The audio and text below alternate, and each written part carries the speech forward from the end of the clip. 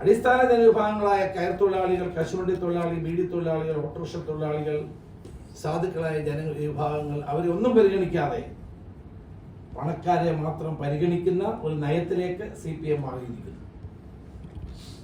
നവകേരളത്തിന്റെ പുതുവഴികൾ എന്ന് പറയുന്നത് സമ്പന്ന ശക്തികൾക്കും ശതകോടീശ്വരന്മാർക്കും കേരളത്തിലേക്ക് പരവതാനി വിരിക്കാൻ വേണ്ടിയിട്ടുള്ള ഒരു നയത്തിന്റെ ഭാഗമാണ് എന്ന് പറയേണ്ടിയിരിക്കുന്നു. CPM നടപ്പാക്കുന്ന ഈ സമീപനങ്ങളെ, നയങ്ങളെ യഥാർത്ഥത്തിൽ ഇന്ന് എതിർക്കുന്നത് കോൺഗ്രസും ശ്രീ രാഹുൽ ഗാന്ധിയും മാത്രമാണ്. ഇന്ത്യയിലെ കോർപ്പറേറ്റുകൾക്കെതിരെ ഏറ്റവും ശക്തമായ നിലപാടുകൾ സ്വീകരിച്ചുകൊണ്ട് അവരുടെ അഴിമതികൾ തുറന്നു കാട്ടിക്കൊണ്ട് മുന്നോട്ട് പോകുന്ന പ്രസ്ഥാനം കോൺഗ്രസും അതിന്റെ നേതാവ് ശ്രീ രാഹുൽ ഗാന്ധിയുമാണ്. കോൺഗ്രസ് ഒരു ലെഫ്റ്റ് ഓഫ് സെൻട്രൽ പാർട്ടിയായി രൂപപ്പെട്ടുകൊണ്ടിരിക്കുന്നത് നിങ്ങൾക്ക് ബോധ്യപ്പെടുന്ന ഒരു കാര്യമാണ്. രാജ്യത്തെ ശതകോടീശ്വരന്മാർ പാവപ്പെട്ട ജനങ്ങളുടെ ജീവിത പ്രയാസങ്ങളെ കൂടുതൽ കൂടുതൽ ദുസ്സഹമാക്കിക്കൊണ്ട് മുന്നോട്ട് പോവുകയും സമ്പന്ന ശക്തികളായി കൂടുതൽ തടിച്ചു കൊടുക്കുകയും ചെയ്യുമ്പോൾ അവരുടെ അഴിമതികളും വഴിവിട്ട അവരുടെ നേട്ടങ്ങൾ ഉണ്ടാക്കാനുള്ള ശ്രമങ്ങളെയും ഏറ്റവും ശക്തമായി എതിർക്കുന്നത് ശ്രീ രാഹുൽ ഗാന്ധിയാണ്. പല ആളുകളും ഞങ്ങളോട് ചോദിക്കും, എന്താണ് എപ്പോഴും അദാനി എന്ന് പറയുന്നത്? അദാനി ആണെങ്കിലും അംബാനി ആണെങ്കിലും രാജ്യത്തെ പാവപ്പെട്ടവനെ ചൂഷണം ചെയ്തുണ്ടാക്കുന്ന ഈ സമ്പത്തിനെതിരായി വിരൽ ചൂണ്ടാൻ ശ്രമിക്കുന്ന ശ്രീ രാഹുൽ ഗാന്ധി മാത്രമാണ്. അദാനിക്കെതിരെ നെഞ്ചു വിരിച്ചു നിന്നുകൊണ്ട് പോരാടാൻ കഴിയുന്നത് അദ്ദേഹത്തിന് തന്നെയാണ്. കേരളത്തിലേക്ക് അദാനി, ഒരു സംശയമില്ലാതെ അദാനിയെ കൂടുതൽ കൂടുതൽ അവസരങ്ങൾ ഉണ്ടാക്കാൻ കഴിയുമെന്നാണ് ഇപ്പോഴത്തെ ഗവൺമെന്റ് ചിന്തിച്ചുകൊണ്ടിരിക്കുന്നത്. ഈ പശ്ചാത്തലത്തിൽ കേരളത്തിലെ വികസനം 3.5 പതിറ്റാണ്ട് കാലം പിറകോട്ടടിപ്പിക്കുകയും കേരളത്തിലെ ചെറുപ്പക്കാർക്കും വിദ്യാർത്ഥികൾക്കും സംസ്ഥാനം വിടേണ്ടി വരികയും ചെയ്ത സാഹചര്യം ഒരുക്കിയ CPM ഇനിയാണെങ്കിലും ജനങ്ങളോട് മാപ്പ് പറയാൻ തയ്യാറാകണം. അടിസ്ഥാന ജനവിഭാഗങ്ങളെ വിസ്മരിച്ചുകൊണ്ട് ശതകോടീശ്വരന്മാരുടെയും പണക്കാരുടെയും കുത്തക മൂലധനത്തിന് വൻ ലാഭം കുന്നുകൂടുന്ന നയങ്ങൾ നടപ്പാക്കുന്ന വികസന വിരുദ്ധ ജനവിരുദ്ധ നയങ്ങൾ ഗവൺമെന്റ് മുന്നോട്ട് പോകുന്നു എന്നുള്ള വസ്തുത കേരളത്തിലെ ജനങ്ങൾ മനസ്സിലാക്കണമെന്നാണ് ഞങ്ങൾക്ക് പറയാനുള്ളത്. ഞങ്ങളാരും വികസന വിരുദ്ധരല്ല. നമ്മുടെ കാലഘട്ടത്തിൽ കൊണ്ടുവന്ന എല്ലാ വികസന പരിപാടികളെയും എതിർത്തിട്ടുള്ളൊരു പാർട്ടിയാണ് CPM. ഇന്ന് അവരുടെ ഈ നയമാറ്റം അത് പൊതുജനം അറിയണം, സമൂഹം വിലയിരുത്തണം എന്നാണ് എനിക്ക് അഭ്യർത്ഥിക്കുന്നത്.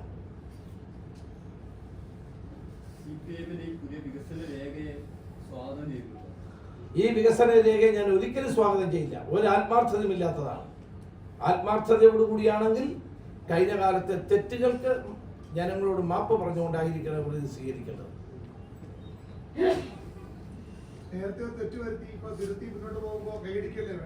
അല്ല, അതാണെന്ന് പറയണം. ഞാൻ പറഞ്ഞല്ലോ, ADB ഉദ്യോഗസ്ഥന്മാരുടെ കയ്യിൽ നിന്ന് മോഡേണൈസേഷന് വേണ്ടി ഫണ്ട് വാങ്ങിച്ച ഉദ്യോഗസ്ഥനെ കരണക്കുറ്റിക്ക് അടിച്ച് പുറത്താക്കുമെന്ന് പറഞ്ഞ VS, ആ ഉദ്യോഗസ്ഥനെ ഇരട്ടി ശമ്പളത്തിൽ നിയമിക്കുന്ന പിണറായി വിജയൻ. ഇതാണ് ഈ വ്യത്യാസം.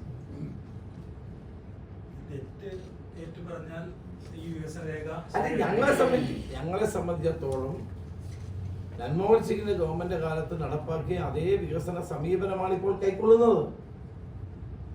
ഇന്ത്യയിലെ പാവപ്പെട്ടവന്റെയും തൊഴിലാളികളുടെയും സാധാരണക്കാരനും ഇത് ദോഷകരമാണ് എന്ന് പറഞ്ഞ് 3.5 പതിറ്റാണ്ട് കാലം സമരം നടത്തി ആളുകളാണ് ഇപ്പോൾ ഞങ്ങളുടെ പാതയിലേക്ക് വന്നിരിക്കുന്നത്. പഴയ കാലത്ത് ട്രാക്ടറിനെതിരെയും കമ്പ്യൂട്ടറിനെതിരെയും സമരം ചെയ്ത് പിന്നീട് തെറ്റാണെന്ന് പറഞ്ഞവർ ഇതേ രീതിയാണ് ഇപ്പോഴും പിന്തുടരുന്നത്.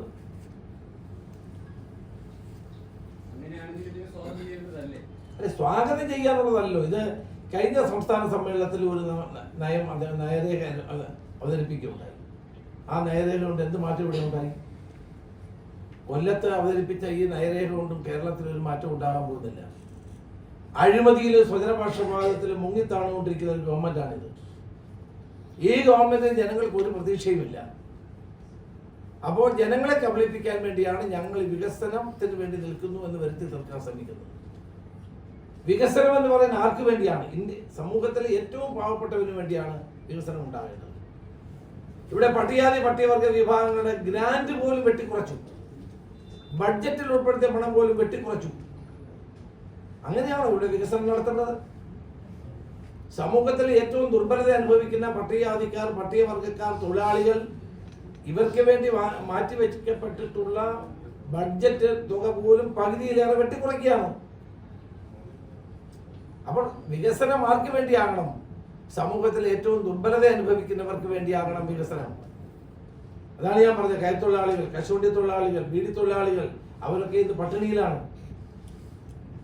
അവരെ പറ്റി ചിന്തിക്കുന്നില്ലല്ലോ ഗവൺമെന്റ്. അവിടെയാണ് ഇതിന്റെ അടിസ്ഥാനപരമായ പ്രശ്നം. അല്ല, കഴിഞ്ഞ തവണ ഇതുപോലെ തന്നെ ആളുകളെ കബളിപ്പിക്കാൻ വേണ്ടി നയരേഖ കൊണ്ടുവന്നു, ഒന്നും നടപ്പായില്ല. അതുകൊണ്ടാണ് ഞാൻ സ്വാഗതം ചെയ്യാതിരിക്കുന്നത്. ഇത് കാപട്യമാണ്. ഇതിന്റെ പേരിൽ ഒരു അധികാരത്തിൽ വീണ്ടും തുടരാൻ കഴിയുമോ എന്നുള്ള തെറ്റായ ചിന്തയാണ്. കേരളത്തിൽ ഏതായാലും തുടർഭരണം ഇനി ഉണ്ടാകാൻ പോകുന്നില്ല. കേരളത്തിലെ ജനങ്ങൾ ഇപ്പൊ തന്നെ മടുത്തിരിക്കുന്നു.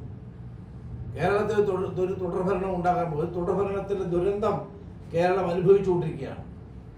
ജനങ്ങൾ ഒരു അവസരത്തിന് വേണ്ടി കാത്തു നിൽക്കുകയാണ്.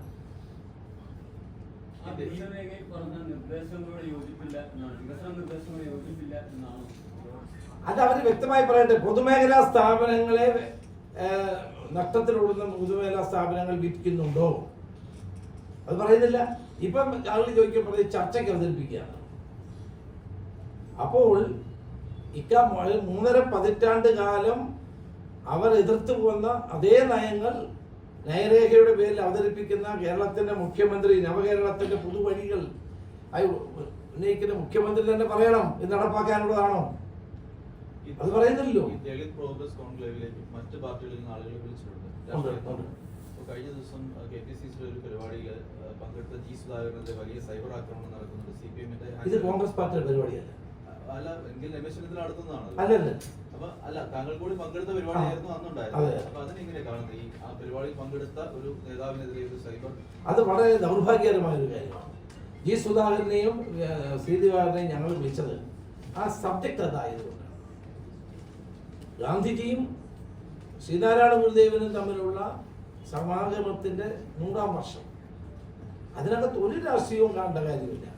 കേരള നവോത്ഥാന ചരിത്രത്തിലെ ഏറ്റവും ഉജ്ജ്വലമായ ഒരു അധ്യായമാണത്. അതിന് 100ാം വർഷമായപ്പോൾ എല്ലാ പാർട്ടിയിൽപ്പെട്ട പ്രമുഖരായ ആളുകളെ വിളിച്ചുകൊണ്ട് സെമിനാർ നടത്താൻ തീരുമാനിച്ചു. അങ്ങനെയാണ് അവരെ വിളിച്ചത്. അതിനകത്ത് ഒരു രാഷ്ട്രീയവും ഉണ്ടായിരുന്നില്ല. പക്ഷെ അതിന് പങ്കെടുത്ത ജി സുധാകരനെ സൈബർ ഗുണ്ടകൾ നടത്തിയ അക്രമങ്ങൾ അപലപനീയമാണ്. അതൊരിക്കലും പാടില്ലാത്തതാണ്.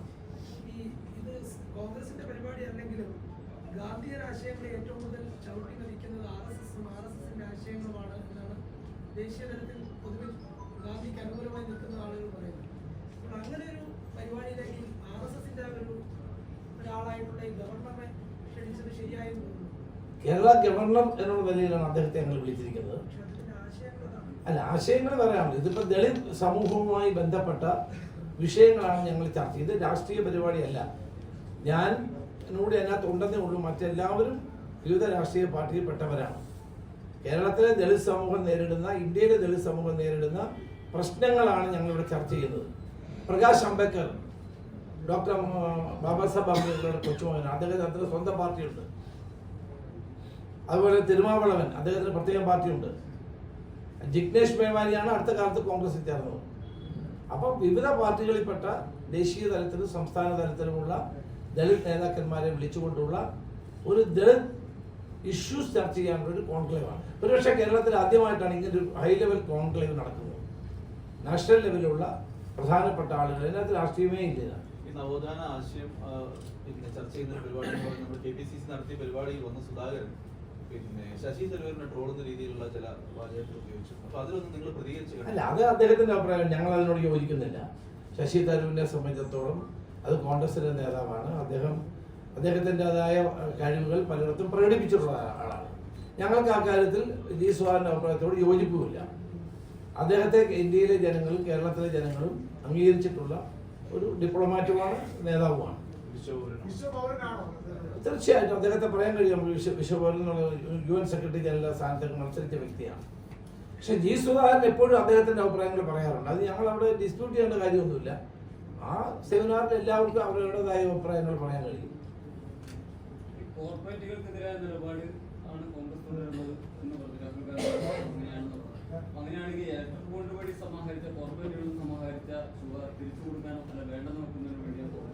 എവിടുന്ന് ഇലക്ട്രൽ ബോണ്ട് വഴി ഞങ്ങൾ ഏറ്റവും കുറവാണ് സമാഹരിച്ചത്. ഏറ്റവും കൂടുതൽ സമാഹരിച്ചിരിക്കുന്നത് BJP ആണ്. അത് അന്ന് നിയമം മൂലം സ്ഥാപിതമായ ഒരു സാഹചര്യം നിലവിലുള്ളത് കൊണ്ടാണ്. അതെ, അതുകൊണ്ടാണ് അന്ന് നിയമം മൂലം അത് സ്വീകരിക്കാൻ കഴിയുന്നുള്ളത് കൊണ്ടാണ് സ്വീകരിച്ചത്, അല്ലെങ്കിൽ സ്വീകരിക്കില്ല. ഈ ആശാസമരം ഇങ്ങനെ 33-ാം ദിവസം തുടരുകയാണ്. പക്ഷെ അതേസമയം തന്നെ INTUC-ന്റെ സംസ്ഥാന പ്രസിഡന്റ് പറയുന്നത് അതിന് തെറ്റില്ല, ഈ സമരമൊക്കെ അനാവശ്യമാണ് എന്നുള്ളതാണ് അദ്ദേഹത്തിന്റെ നിലപാട്. ചന്ദ്രശേഖരൻ ആശാ വർക്കർമാരുടെ സമരം പരിഹരിക്കാൻ മുഖ്യമന്ത്രി അടിയന്തരമായി ഇടപെടണം. അവരെ ഇത്രയും ദിവസമായിട്ട് മുഖ്യമന്ത്രി ഒരു ചർച്ചയ്ക്ക് വിളിച്ച് അവരുടെ പ്രശ്നം പരിഹരിക്കാതിരിക്കുന്നത് ദൗർഭാഗ്യകരമാണ്. കോൺഗ്രസിന്റെ നിലപാട് ആശാ വർക്കർമാരുടെ സമരത്തിന് പൂർണ്ണ പിന്തുണയാണ്. അത് KPCC പ്രസിഡന്റും പ്രതിപക്ഷ നേതാവും ഞങ്ങളെല്ലാവരും ആ സമരത്തിൽ പങ്കെടുത്തിട്ടുള്ളവരാണ്, ആ സമരത്തോടൊപ്പം നിന്നവരാണ്. അതുകൊണ്ട് തന്നെ ആ സമരത്തിനകത്ത് വ്യത്യസ്ത അഭിപ്രായങ്ങളുണ്ടെന്ന് എനിക്ക് തോന്നുന്നില്ല. ഏതായാലും ആ പ്രശ്നം പരിഹരിക്കാൻ മുഖ്യമന്ത്രിക്ക് ഉത്തരവാദിത്വം. INTUC ബാക്കി സംഘടനകൾ CIT ആണെങ്കിലും ആശാവർക്കർമാരുടെ വിഷയം ഉന്നയിച്ച് കേന്ദ്ര സർക്കാരിനെതിരെ സമരം നടത്തി. മറ്റുള്ളവരൊക്കെ ഇപ്പോൾ നിലവിൽ നടക്കുന്ന ആശാവർക്കർമാരുടെ സമരത്തിന് പിന്തുണ നൽകുന്നു.